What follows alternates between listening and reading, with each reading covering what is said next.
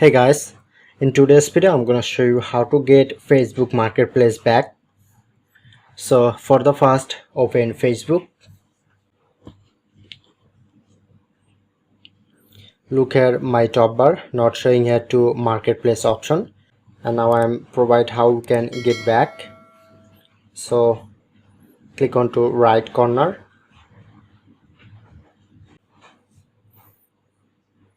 settings and privacy. Go to settings option.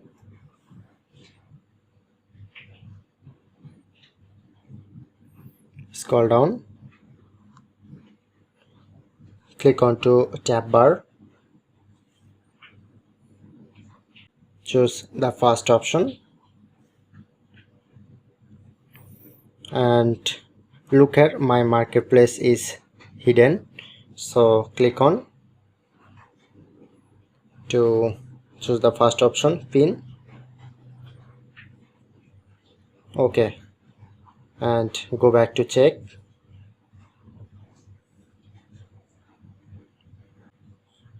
Okay, look here now, showing here to my marketplace. So that's it. That's how you can easily get Facebook Marketplace back.